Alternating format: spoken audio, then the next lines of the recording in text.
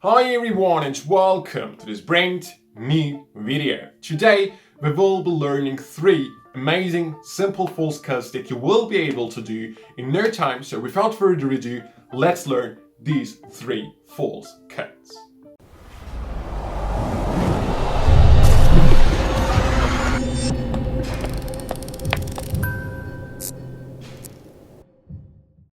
So guys, let's get started. The first one I want to show you is the simplest false cut amongst those 3 I will teach you. Then we'll continue with those that are a little more difficult, but still very simple to do.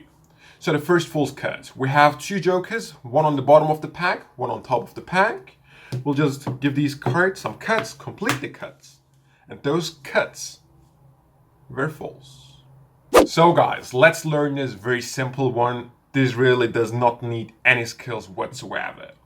Now, we are in this position, joker on top and on the bottom, or you can have any stack you want.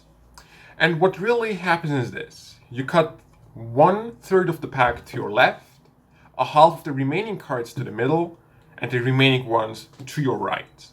Right? And when you deal the last pack to your right, your hands, your whole body looks towards this pack over here. Now, if you were to collect the cards from here to here, it would look like a false shuffle, a false cut. It would look like you are reassembling the pack exactly the way you split it on the table. However, this one would be a genuine shuffle. You would shuffle the cards. And that's what makes this false cut very fooling. When I first saw this, I was really fooled because I was not expecting some false cuts to be performed, and it just looked very real. Right? So that's why I love it. It's the J Aussie false cut. So one more time, you're here. You cut 1/3 of the pack to your left, a half of the cards to the center, and the remaining ones to your right. Notice my hands, my body is looking towards this card. And when I'm now about to collect these back up, my whole body is gonna turn to the other side of the table where the first pack is. And now when I start collecting from here to here, it looks like I am reassembling the pack from the opposite direction, meaning I'm changing the orientation or the order of these cards, which is actually a completely false cut. And that's the explanation for the first false cut. This is now the second false cut. Again, the jokers on the bottom and on top of the pack. We will give these cards some cuts. And this cutting sequence was false. Here is now the explanation for the second false cut. As unfortunately I do not know the original names for these cuts for the following 2 ones, I would really appreciate if you know them, let me know in the comments below. So we start with our stack, in this case the 2 jokers. What's going to happen is pretty simple. You will swing cut around 1/3 of the pack into this hand. Once this is here, you will just keep a pinky break here. Now you will swing cut around a half of the remaining cards on top of this pack. Okay, slide it off with your thumb, and because of my pinky I have here now this break. Now you will supposedly place this pack on top of here. What's going to happen is this. At this point you are holding this pack in a middle grip sort of. Your thumb is on the bottom, the middle finger is on top. When you reach from here to here, your index finger is gonna switch roles with your middle finger. So you're going from here to here, okay? So you're here and you go here. In slow motion, you bring this here as you switch the middle and the index finger. What's gonna happen is this. Your thumb is not gonna touch the bottom edge of these cards only, but also of these cards in the center, okay? And your middle finger is gonna do the same from the top edge, okay? So when I let go with the bottom third of the pack, I am in this position, I'm sort of doing another swing cut, right? So again, you're here, switch, and contact. Now what's gonna happen is this, you will switch the positions of these 2 packs. As they are in your full control, you will just take the top pack, place it on top of here as you slide the middle pack out of the center, right?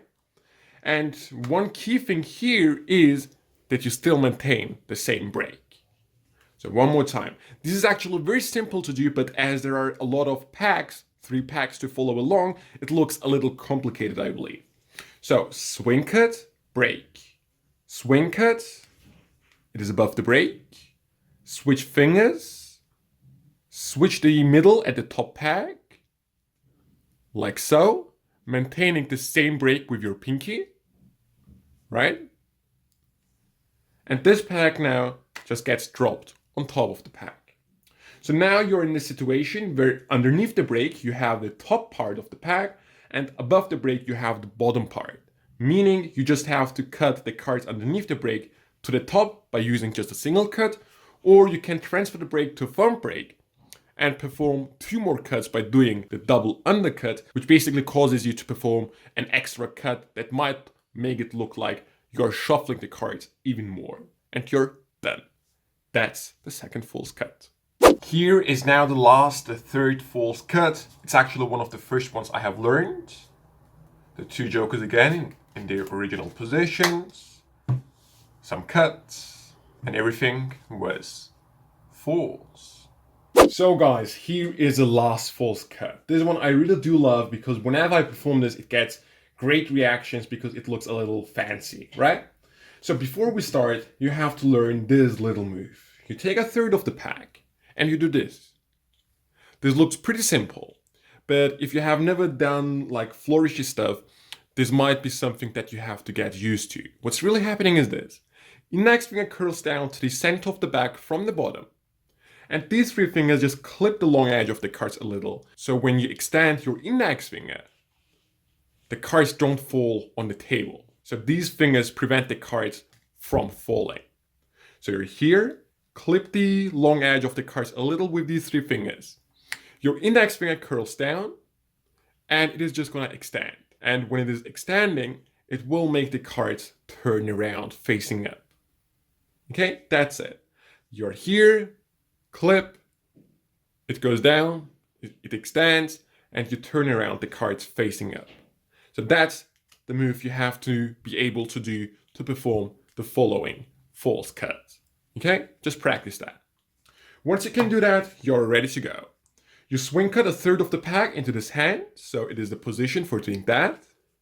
And you basically go to another swing cut position. However, you won't do that. You will just stay here. Now you will come with these 2 packs on top of this pack as you do this move. Okay, you're here and you're here. You will now leave the bottom pack of these 2 in your hand and close these facing up cards like that by just pressing with these 3 fingers on the long edge. Okay? And because of your index finger being in between, there is this huge gap. Okay? This huge break that you need. Now with this hand, you will come on top of the middle pack that is above the break and you will just lift it up. It is like the second false cut that we have learned where you grip the top pack and the middle pack like so. Okay? So here, grip it from the back with your thumb and the middle finger on top and you lift them up. Now you just have to swivel this pack from the top to the center. You're in this position like a swing cut. With your index finger here, you will contact the left bottom corner of the center pack here, or in this case the top pack. Okay? So it is basically hold in between 2 index fingers. This one is gonna be the index finger that is turning it, and my index finger on top will be basically a pivot point. So it is gonna pivot around that index finger. So I'm here, I rotate it on top of the pack. Now I do not have to catch a break.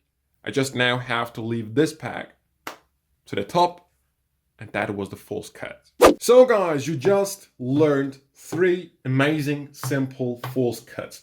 They are all very simple to do. You just have to practice them a little bit and you can use them as sequences of false cuts to make sure that the spectator thinks the cards are really shuffled. However, you will end up with a completely non-shuffled pack of playing cards that you can use for your effects. That was basically it. I really hope you enjoyed it. If you did so, as always, let me know in the comments below, and of course by leaving a thumbs up on this video. That's it. I'll see you next time.